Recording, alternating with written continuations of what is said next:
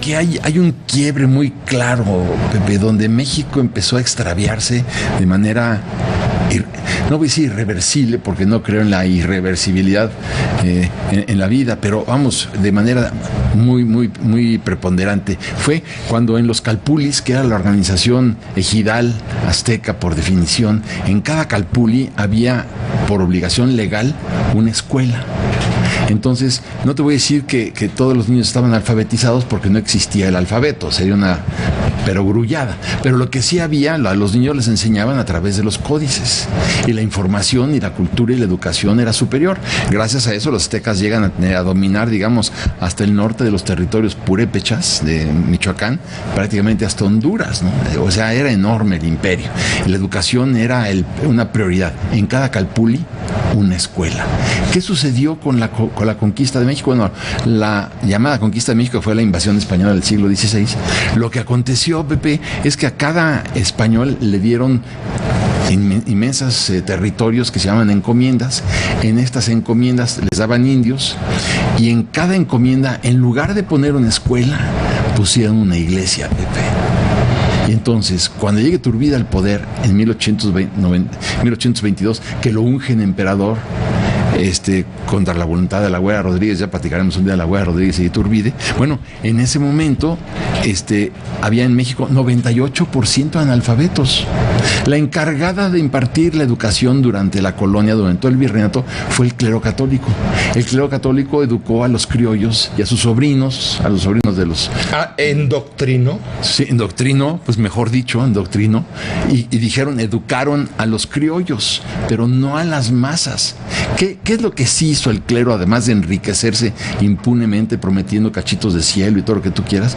Construyó catedrales, construyó parroquias, construyó iglesias, construyó templos, construyó misiones, construyó conventos.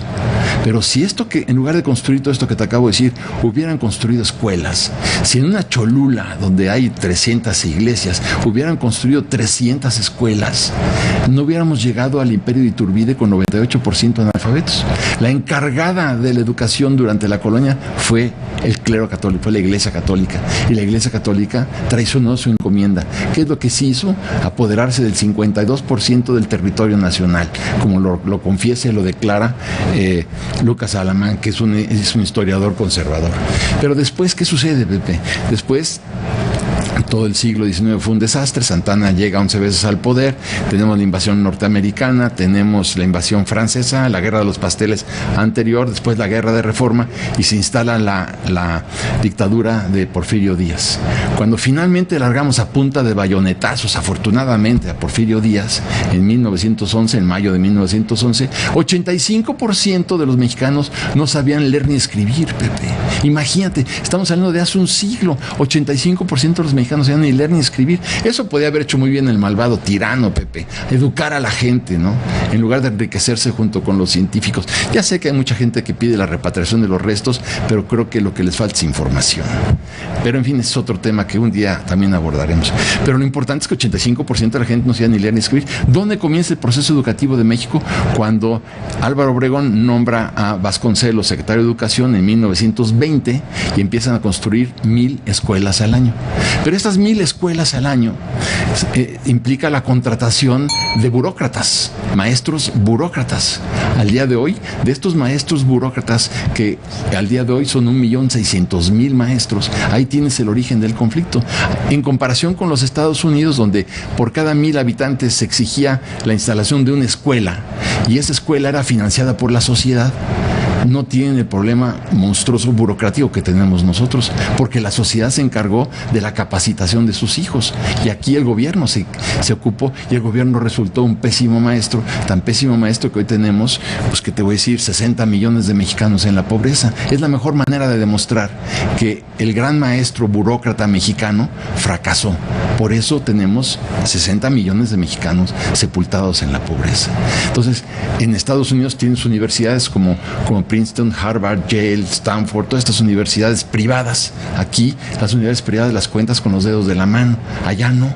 Entonces, ¿por qué? Porque la sociedad se encargó de educar y aquí se ocupó el gobierno de educar. Ahora nosotros no sabemos qué hacer con tantos maestros porque la capacitación de 1.600.000 maestros suena como una tarea faraónica. Pero todo esto se remonta a la colonia. Claro, el origen, la raíz.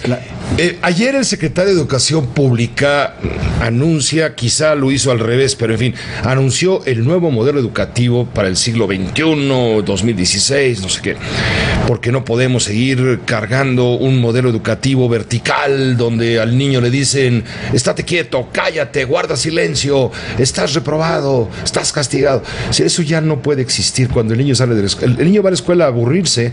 ¿Por qué? Porque la escuela no le ofrece ningún atractivo para aprender por la forma vertical, falta de pedagogía alrededor, sí, etcétera. El niño se aburre, en cambio llega a la casa con el iPad, el internet o lo que sea, de su teléfono celular, el papá, en fin, y está en otro mundo.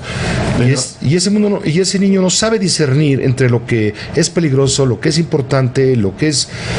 Porque hay que trasladarlo, Pepe. Yo he tenido experiencias muy interesantes en las escuelas públicas con los pequeñitos de cuarto y quinto año, en donde les digo, mañana ustedes son los que van a dar la clase, yo no.